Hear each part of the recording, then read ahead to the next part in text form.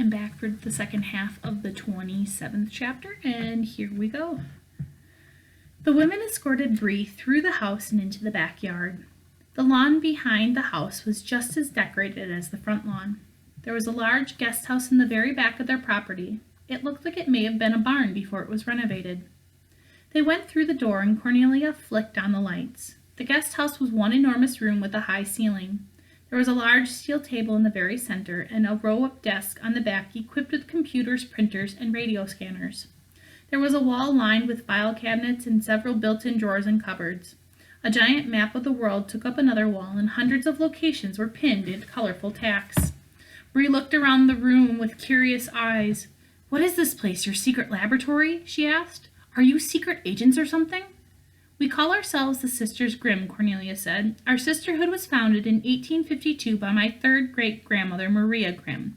For almost 2 centuries, the women in our family have monitored magical phenomena that occurred in this world." "What magical phenomena?" she asked. "Are you talking about the fairies that spread stories?" "That and much more," Brenda said. "For a long time, our families believed we were the only people on Earth who had been exposed to magic and knew the fairy tale world," Cornelia explained. "However, we were wrong.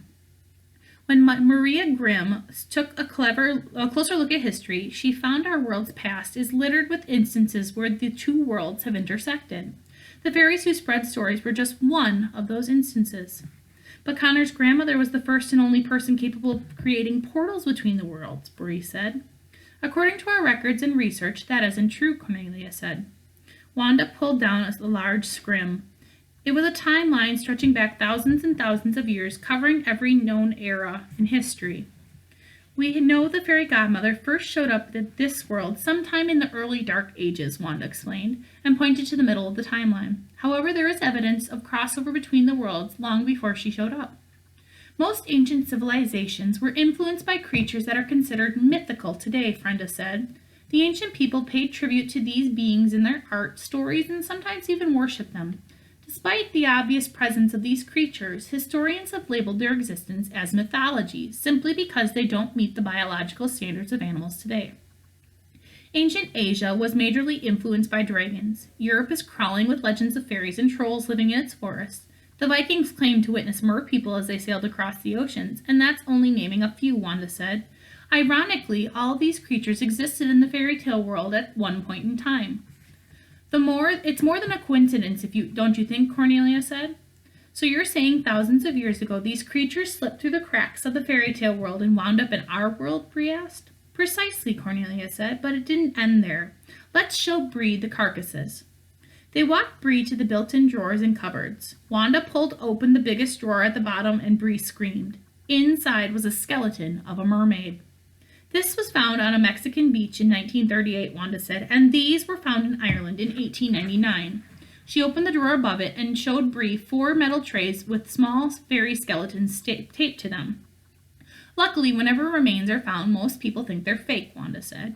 "So how are these things getting into our world?" Brie asked.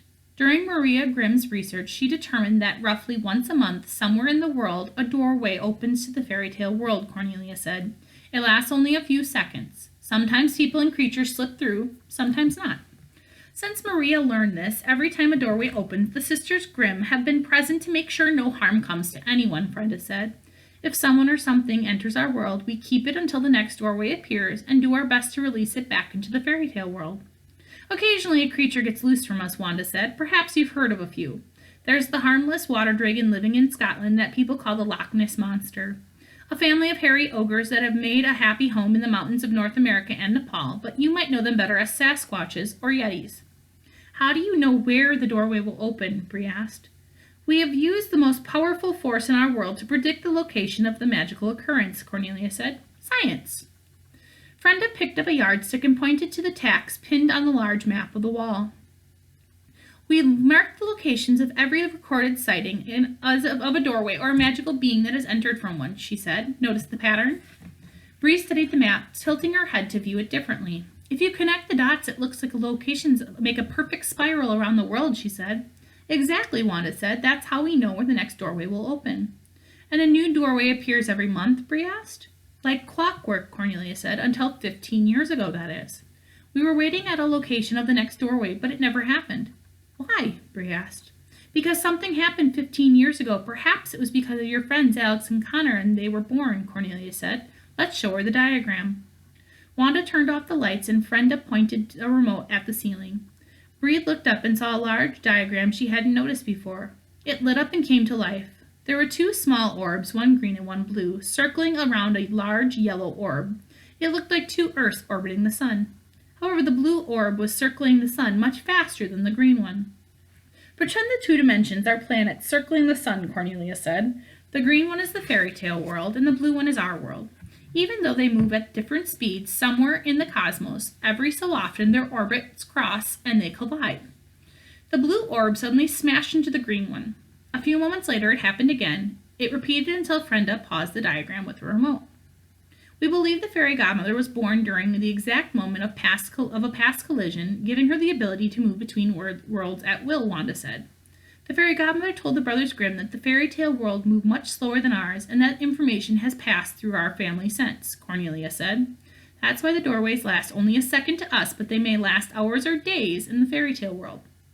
Cornelia nodded to Brenda, and she hit another button on the remote. The orb started moving around the sun at the same speed. We figured something had caused the worlds to move at similar speeds when the doorway never showed up 15 years ago, Brenda said. But just because the worlds are moving at similar speeds doesn't mean they won't collide again and form another doorway. The green and blue orbs bumped into each other, and the moment of impact lasted much longer now that they were circling at the same speed. On the contrary, we're certain another doorway will form, Cornelia said, but this time it will stay open much longer, giving the people and creatures of both worlds plenty of time to travel between them. When do you think it'll happen? Brie asked. Because the time difference between the worlds is never fully understood, we can't make an accurate estimate, Wanda said, but based on the information we do know, we created a chart to predict that it will happen within the next 6 months. And where will the doorway appear? Brie asked. The women shared a distressed look. In the middle of New York City, Cornelia said. They had definitely done the research to support their theory, but Brie had a hard time embracing it. The open doorway to the fairy tale world in the middle of one of the biggest cities on the planet would cause pandemonium. Connecticut offered Brie more information than she ever dreamed. It's a lot to digest, she said. Excuse me for a moment. I need to call my friend Emmerich and fill him in. She took her phone out of her pocket. She had a dozen missed calls from her mother. Mrs. Campbell must have figured out Brie wasn't at Stacy's house. Brie ignored the calls and dialed Emmerich's number. Hello, Brie said into the phone. Fraulein Himmelsbach. This is Brie Campbell, Emmerich's friend. Yes, the American one. Yes, that American. I'm so sorry for calling so late, but Fraulein Himmelsbach, I think we have a bad connection because you sound like you're crying. What happened? Where's Emmerich? Can you repeat that? Brie turned white as a ghost and sat on the floor. Her hands began trembling so much she could barely hold the phone to her ear. Brie, what's wrong? Cornelia asked. It's my friend Emmerich, she said with wide, frightful eyes. He's been kidnapped. And that ends the end of the 27th chapter. Chapter 28 is called The Unexpected Goodbye. I'll see you guys in the next video. Bye.